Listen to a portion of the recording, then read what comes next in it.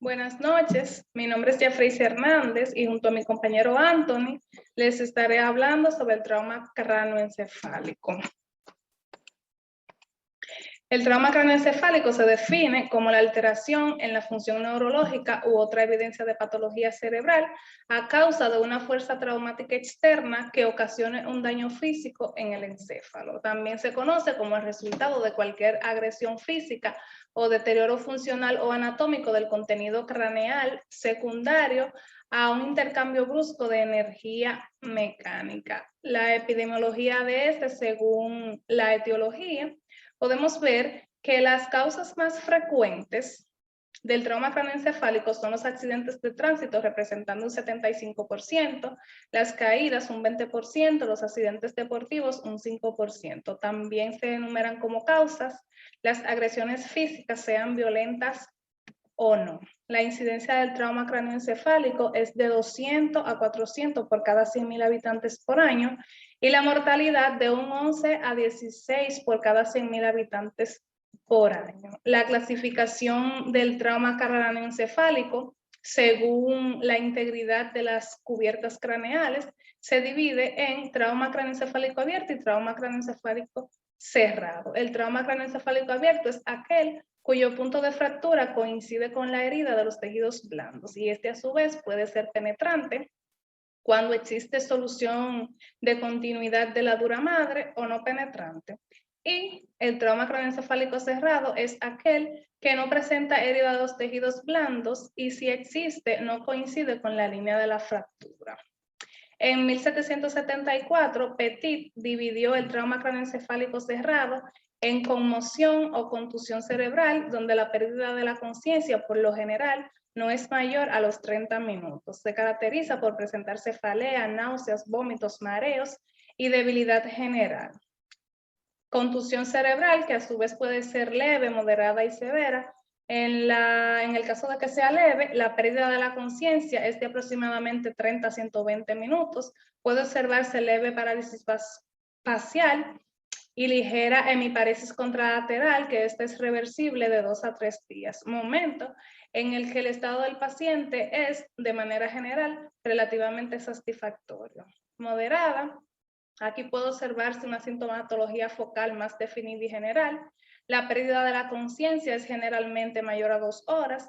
Los signos focales se instalan francamente y aparecen datos aislados, reversibles, de compromiso troncular, alteraciones pupilares y del reflejo fotomotor, disminución del reflejo corneal, nitagmo espontáneo, entre otras.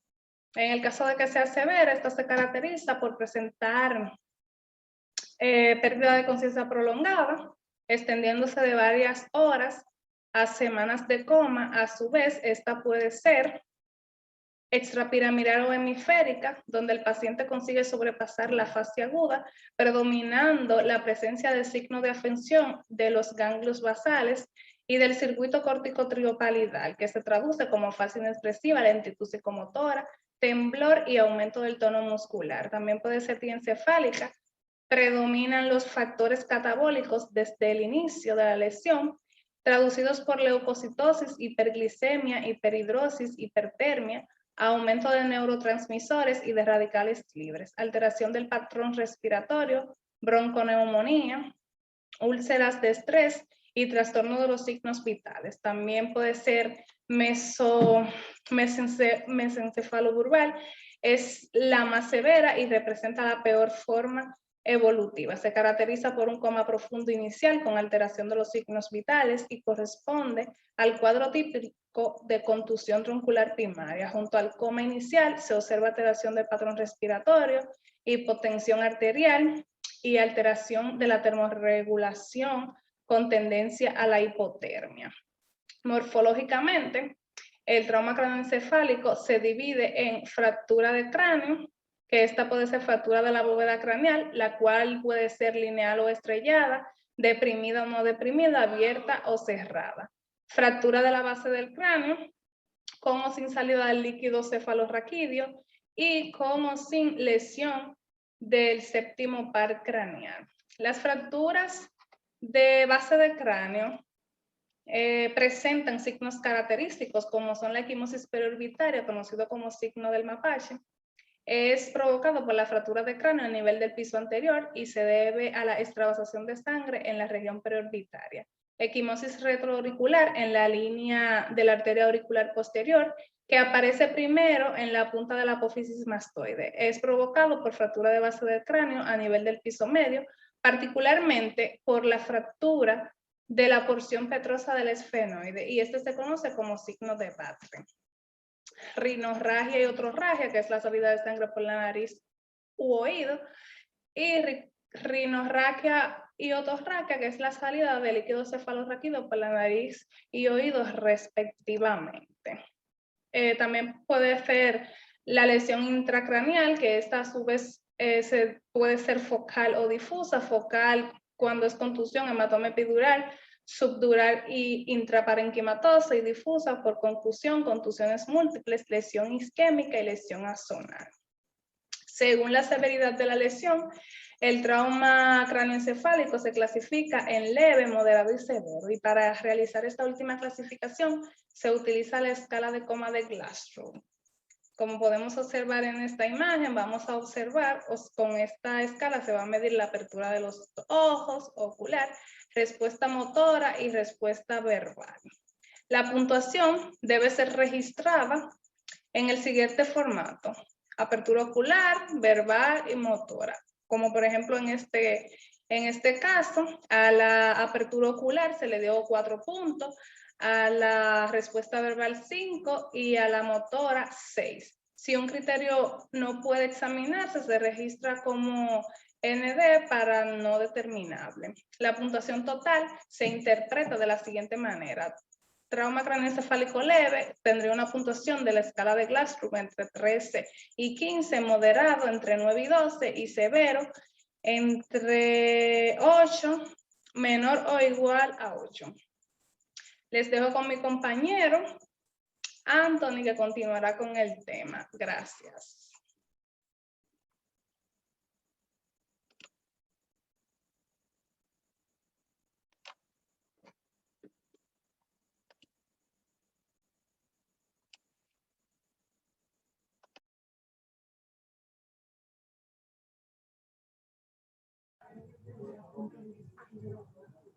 Muy buenas noches. Habla Anthony Jaques Pérez, ya con la segunda parte de nuestra exposición, con la compañera Jafreisi Hernández. Muy bien.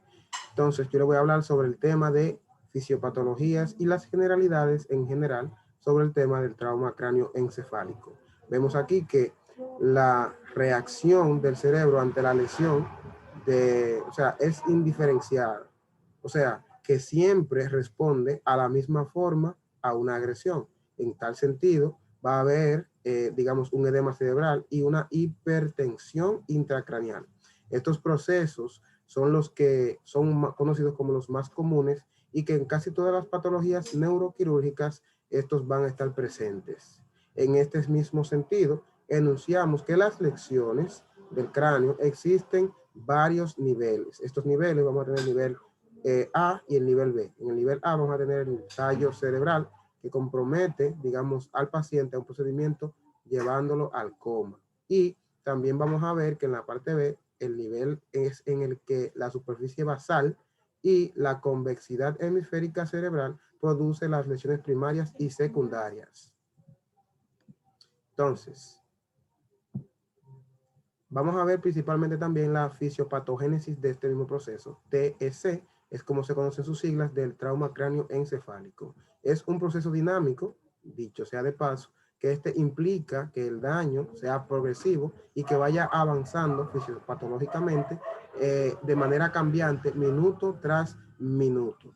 Esto ocasiona que el daño producido de una lesión primaria inmediatamente vaya avanzando a una lesión secundaria si no es bien tratado.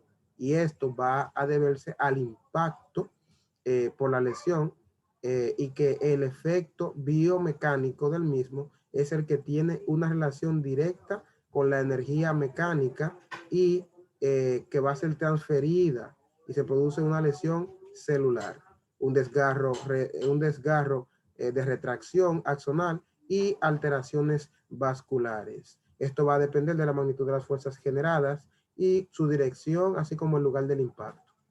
Entonces, el trauma craneoencefálico, vamos a decir que es la falla mecánica también a defensa, tiene una falla, y que esta va a ser conocida como la autorregulación cerebral. Atendiendo al daño y a la resultante, las lesiones del que contiene y del contenido de la cavidad craneal se van a dividir en lesiones primarias, que estas primarias, propiamente dichas, están determinadas por el tipo de trauma. Y las lesiones secundarias van a ser la consecuencia de obviamente, de las lesiones primarias. Y el manejo inicial va a ser dependiendo del tipo de trauma que tengamos. Entonces, entre estos vamos a tener 3 tipos o 3 grupos. El grupo A, grupo B y grupo C. Dentro del grupo A vamos a tener las lesiones cerebrales primarias, que por lo general son patologías de manejo clínico, y estas pueden ser bioquímica y troncular. Además también del daño axonar difuso y de cubierta, que van a contener diferentes tipos, digamos, de fracturas, dependiendo a la parte del cráneo que sea el trauma. En este caso, en el cráneo, vamos a tener fracturas. En el pericráneo vamos a ver hendiduras de tejido blandos. De acuerdo también a las capas de la piel, digamos las meninges, esta lesión cerebral secundaria, vamos a ver allá las fisuras del líquido cefalorraquídeo, higromas y también hemorragias.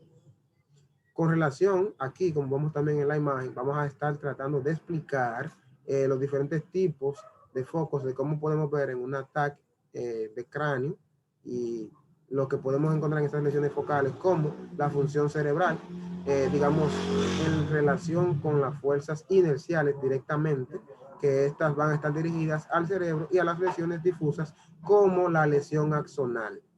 Con relación al axón también va a estar relacionadas las fuerzas como el estiramiento, el cizallamiento y el trauma cráneoencefálico, que estas van a participar en conjunto, estos dos fenómenos, que van a dar inicio a la lesión traumática. Este fenómeno de impacto traumático es el efecto que va a causar el fenómeno del impulso derivado de las fuerzas cinéticas. Entonces, la lesión cerebral secundaria se debe a que a una serie de procesos metabólicos.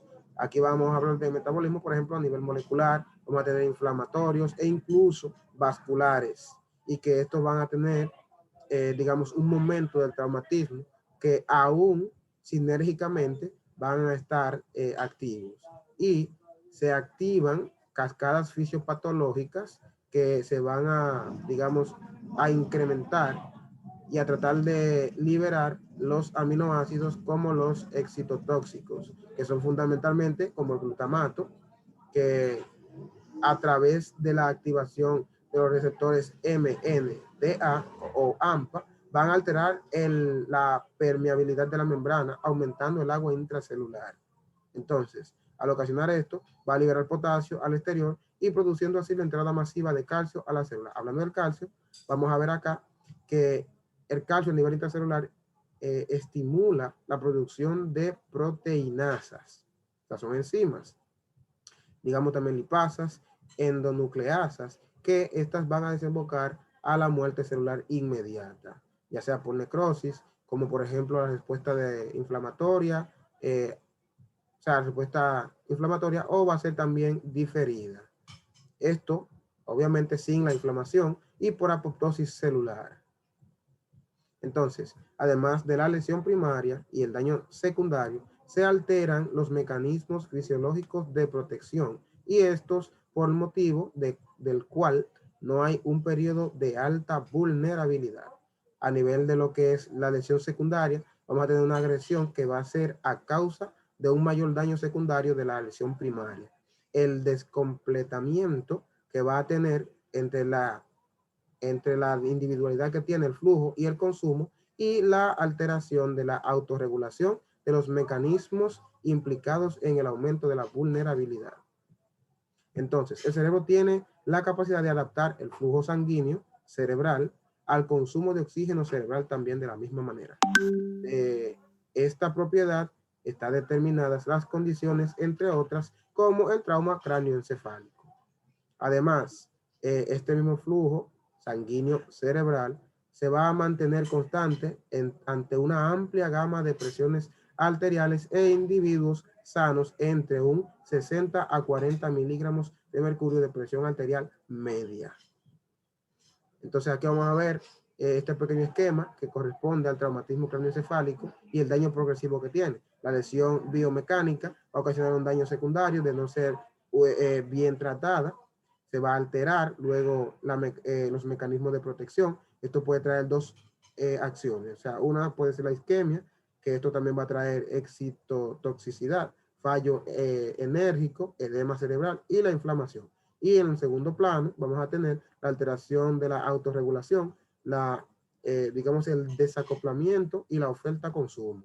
Aquí vemos estas imágenes que nos van dando una orientación de cómo puede ocurrir el deterioro retardado de los pacientes que inicialmente tuvieron un trauma craneoencefálico y no manifestaron síntomas o signos de una lesión cerebral. Esto va a ser en un 15%. Entonces, estos pueden presentar después de 1 minuto u horas un deterioro neurológico causado por lesiones que pueden ser fatales si no se detectan a tiempo. Entonces, ya con relación al diagnóstico del trauma craneoencefálico, es fundamental usar la historia clínica y el conocimiento del análisis de los mecanismos del trauma. A través de se van a realizar analíticas diversas de laboratorio. Esto va a incluir las químicas, las sanguíneas, y dentro de esas sanguíneas vamos a tener obviamente el hemograma. A partir de ellas también vamos a tener la gasometría arterial y los tiempos de coagulación. Junto a esta toma de la temperatura, podemos ver si el paciente presenta, digamos, una hipertermia, y si en lo adelante podemos establecer la presencia de leucocitosis e hiperglicemia. Entonces, los estudios de gabinete utilizados para este tipo de diagnóstico de trauma craneoencefálico son los siguientes. 2, radiografía y TAC. Vamos a tener aquí la radiografía de cráneo para localizar fracturas o cuerpos extraños dentro del cráneo y que se va a indicar ante la existencia de una contusión o una laceración del cuero cabelludo o herida penetrante.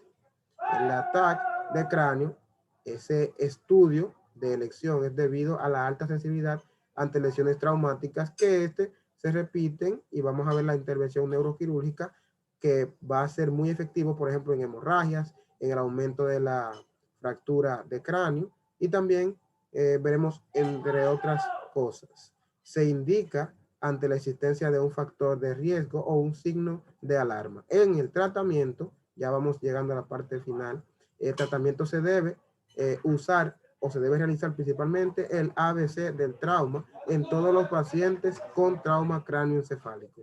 En este sentido, los principios básicos del manejo del trauma craneoencefálico descansan en lo siguiente. Primero tenemos que tener la prevención de la lesión primaria, debido a que si no manejamos bien la lesión primaria, entonces vamos a tener una desencadenante y nos llevará al paciente a una lesión secundaria.